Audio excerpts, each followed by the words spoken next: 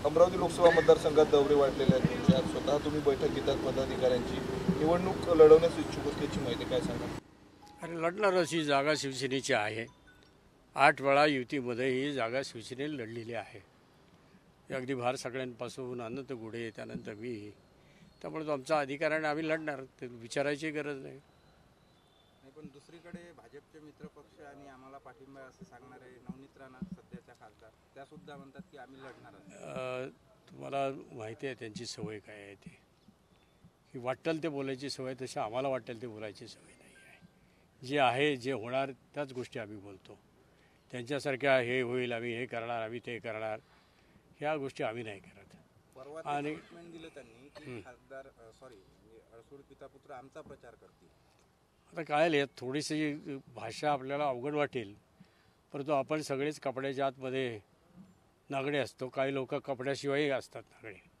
तसं एक म्हण आहे की नंगे से खुदा भी डरता है. त्यामुळे यांच्यावर आम्ही काय प्रतिक्रिया द्यावी? आम्ही एका बाजूला लढणार आहोत, जागा आमची आहे.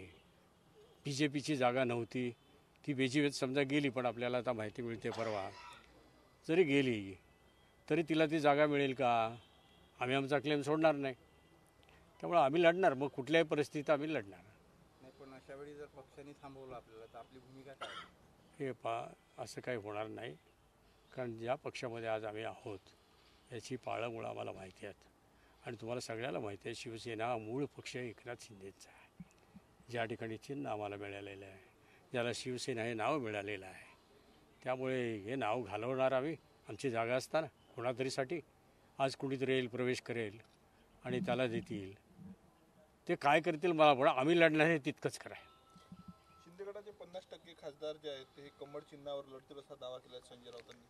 हे संजय राऊत काय करतात, काय बोलतात, कुठल्यापासून त्यांचं हे सगळं गारण असतं आपल्याला माहिती आहे. संजय राऊतवर का विश्वास ठेवा, त्याच्यावर आम्ही उत्तरं का द्यायची? आम्ही असं जर म्हटलं, कारण मूळ शिवसेना आमची आहे आणि जे कोणी आज उद्धव ठाकरेंच्याकडे आहेत ते आमच्याबरोबर येणार आहेत. अशा खोट्या गोष्टी बोलायची सवय नाही आम्हाला. काय होऊ शकतं आणि काय होऊ शकत नाही, तेवढी मॅच्युरिटी दिली परमेश्वराने आम्हाला. सर, सुप्रीम कोर्टामध्ये 2 आठवड्यानंतर निकाल येईल असं सांगण्यात आलं, तुमची काय? आता ज्या काही जजकडून त्या ठिकाणी बोललं जातं ते सगळीकडे प्रसारित झालेलं आहे. 2 आठवड्याच्या गोष्टी कदाचित एका 1 आठवड्यात येईल, 2 आठवड्यात तर यायलाच पाहिजे, कारण ती कमिटमेंट त्यांनी दिलेली आहे. त्यामुळे निकाल येईल. आचारसंहिता लागण्यापूर्वी येईल निकाल. आचारसंहिता लागण्यापूर्वी यायला पाहिजे, कारण आता परवा ती कन्क्लूड झालेलं आहे.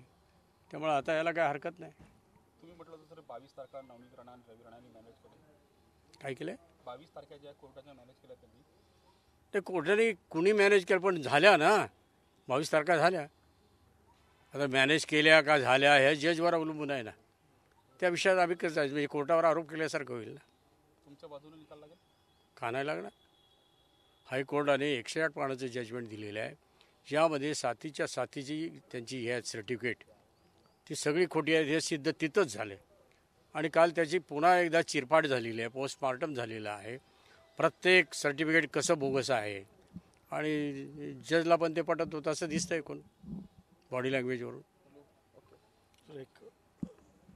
मागच्या 14 तारखेला सर्व मित्रपक्षांच्या सरकारच्या बैठकी प्रत्येक जिल्ह्यांमध्ये झाल्या. त्याच पद्धतीने अमरावती जिल्ह्यामध्ये सुद्धा सर्व पक्षीय बैठक झाली. मला वाटतं आपण सर्व त्या ठिकाणी उपस्थित होता. त्या ठिकाणी प्रहारचे बच्चूभाऊ कडू, राजकुमारजी पटेल 2 आमदार त्या ठिकाणी अनुपस्थित राहिले, कारण त्यांचा याच गोष्टीला विरोध होता की नवनीत राणा या ठिकाणी लोकसभेच्या उमेदवार असू नये. त्याचप्रमाणे आमचा विरोध तर त्या ठिकाणी आपण पाहिला. आणि फक्त एवढंच नाही तर जी भारतीय जनता पार्टीकडून हे तिकीट मागतायत त्या भारतीय जनता पार्टीचे सर्वच्या सर्व पदाधिकारी यांनी लेखी स्वरूपामध्ये आणि तोंडी स्वरूपामध्ये केंद्रातले त्यांचे जे प्रतिनिधी आहेत त्यांच्यापर्यंत पोहोचवलेलं आहे की आम्हाला नवनीत राणा या लोकसभेच्या उमेदवार म्हणून भारतीय जनता पार्टीतून किंवा सपोर्ट म्हणून चालणार नाहीत. आणि त्यामुळे मला वाटतं की भारतीय जनता पार्टी, मला वाटण्यापेक्षा खऱ्या अर्थानं कुठल्याही मित्रपक्षाच्या पदाधिकाऱ्यांनासुद्धा नवनीत राणा या उमेदवार म्हणून नको आहेत.